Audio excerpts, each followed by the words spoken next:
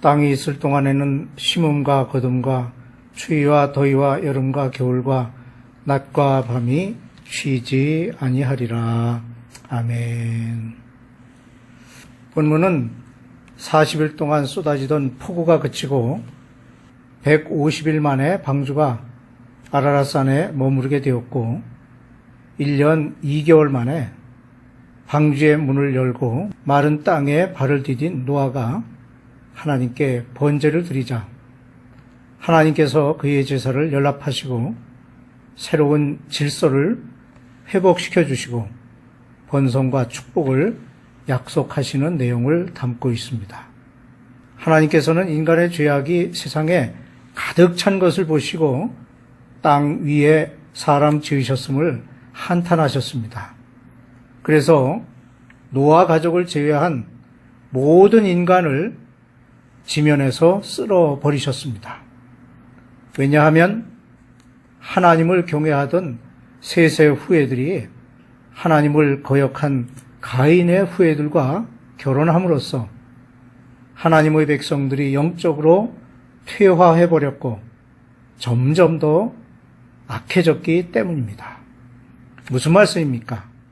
하나님께 속한 예배자들이 사탄에 속한 자들과 결혼함으로써 그 영적 순결함이 오염된 것입니다. 이처럼 영적 순결을 상실한 인간은 죄악에서 죄악으로 악화되어 갈 수밖에 없었고 결국은 홍수의 심판으로 멸망당하게 된 것입니다.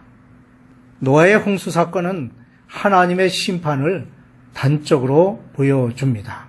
하나님의 진노는 1차적으로 대홍수를 통하여 인간의 죄악을 심판하시는 결과를 가져왔지만 노아의 번제는 하나님의 진노를 누그러뜨리게 했다는 사실이 중요한 대목입니다.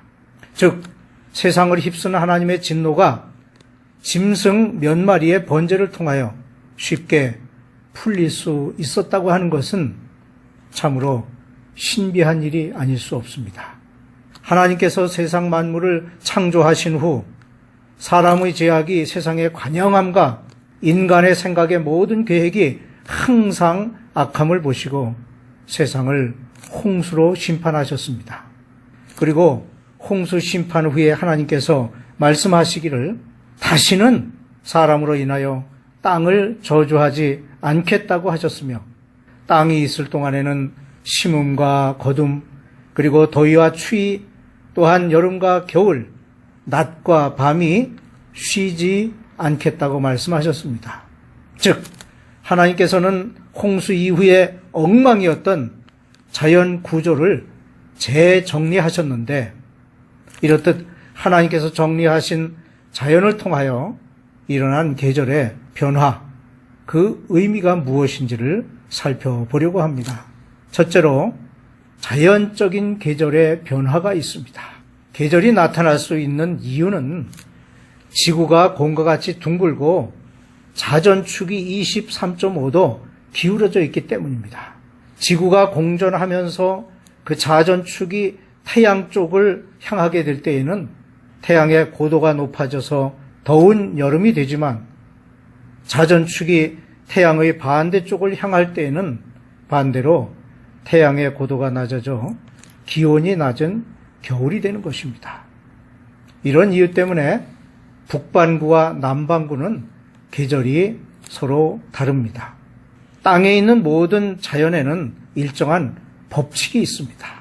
수고 끝에 성공이 있고 노력한 후에 결과가 있듯이 자연도 마찬가지로 씨 뿌림이 있은 후에 거둠이 있습니다. 이 같은 사실은 자연의 변화에서 알 수 있는데 즉 겨울 동안에 메마르고 얼어붙었던 대지는 봄이 되면 녹습니다. 그리하여 따뜻하고 온화한 날씨 속에서 씨 뿌리는 작업을 하게 됩니다. 또 여름이 되면 식물들은 따가운 햇살을 받으면서 쑥쑥 자라나게 됩니다. 이 계절에는 농부의 수고가 가장 많이 필요하지요. 또 여름이 지나고 나면 추수의 계절인 가을이 오게 됩니다. 농부의 수고는 풍성한 결실로 보람을 찾게 됩니다. 그리고 추수의 계절이 지나면 혹독한 추위의 겨울이 어김없이 찾아옵니다. 그렇게 따뜻했던 대지는 차갑게 변합니다. 그러나 이러한 쌀쌀한 계절도 영원히 머무를 수 없습니다. 왜냐하면 하나님께서 허락하신 따뜻한 봄이 다시 찾아오기 때문입니다. 둘째로 영적 계절에도 변화가 있습니다.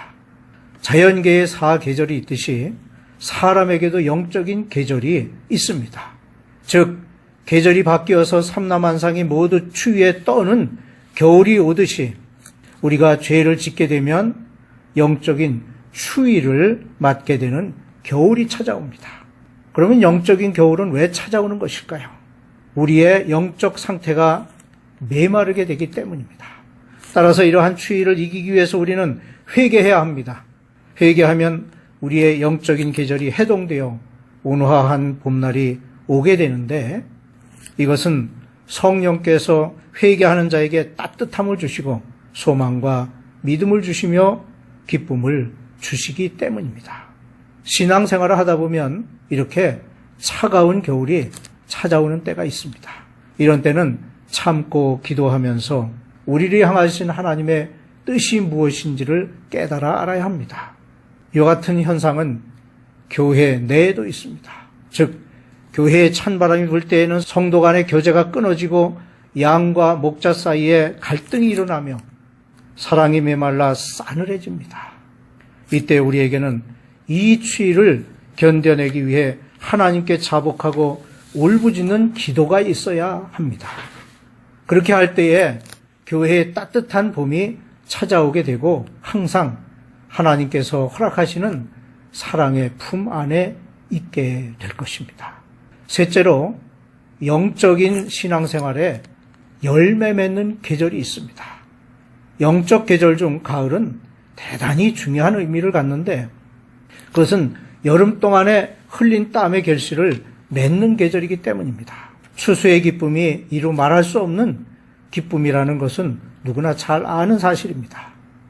그러나 이러한 추수의 참된 기쁨은 아름답고 좋은 열매를 풍성히 거둘 때만이 가능하며 그러기 위해서는 봄에 좋은 씨를 파종할 뿐만 아니라 여름에 수고의 땀을 흘려야 합니다. 그러므로 우리는 추수할 때 좋은 것을 거두기 위해서는 좋은 것을 심어야 하며 열심히 가꿔야 하는 것입니다. 여러분, 열매가 익으면 곧 낫을 대나니 이는 추수 때가 이르렀음이라는 절 말씀처럼 하나님께서는 추수하러 오십니다. 그러나 추수 때와 기한은 하나님의 권한에 있는 것이기에 우리는 언제인지 알 수 없습니다. 다만 추수 때는 분명히 옵니다. 일반인들조차 말하기를 현 세대는 말세지말이라고 말합니다. 그렇습니다. 현 세대는 말세에서도 그 끝에 와 있다고 할 수 있습니다. 이러한 시대에 살고 있는 우리는 추수할 준비를 해야 합니다. 하나님께서 말씀하시기를 만물의 마지막에 가까웠으니 그러므로 너희는 정신을 차리고 근신하여 기도하라고 말씀하셨습니다. 하나님께서는 그 약속을 꼭 지키시는 분이십니다. 이렇게 우리가 계절의 변화에서 질서정연하게 변화시키시는 하나님을 보고할 수 있듯이 뜻을 이루시는 하나님이신 줄 알고 더욱 열심히 기도하며 준비하는 신앙의 소유자가 되어야겠습니다. 노아가 드린 희생의 제물은 예수 그리스도의 구속의 희생을 예표합니다. 하나님께서는 내가 다시는 사람으로 인하여 땅을 저주하지 아니하리니 이는 사람의 마음에 계획하는 바가 어려서부터 악함이라는 21절 말씀에서 노아에게 말씀하십니다. 어려서부터 악한 품성을 가지고 태어나는 것이 인간입니다. 하나님께서는 인간의 본성이 원죄로 말미암아 악한 경향을 띠고 태어난 이상 인간을 저주하고 땅을 저주하기보다는 하나님의 아들이신 예수 그리스도의 죽으심을 통하여 인간으로 하여금 죄의 문제를 해결받을 수 있도록 하셨습니다. 주님께서는 우리가 지불해야 할 마땅한 죄값을 대신 지불하셨으며 우리가 받아야 할 마땅한 저주를 대신 받으셨습니다. 십자가에 달려 죽으신 것은 저주 중에서도 가장 끔찍한 저주였습니다. 로마서 3장 25절에는 이 예수를 하나님이 그의 피로 인하여 믿음으로 말미암는 화목 제물로 세우셨으니 이는 하나님께서 길이 참으시는 중에 전에 지은 죄를 간과하심으로 자기의 의로움을 나타내려 하심이라고 하셨습니다. 그러므로 예수님의 죽으심으로 말미암아 우리와 하나님의 관계가 회복된 것입니다. 노아의 번제는 그리스도의 화목을 예표하는 것이며 그 번제의 향기는 복음의 향기인 것입니다. 그 향기는 주님의 순종의 향기요 인간의 연약함을 긍휼히 여기시는 하나님의 사랑인 것입니다.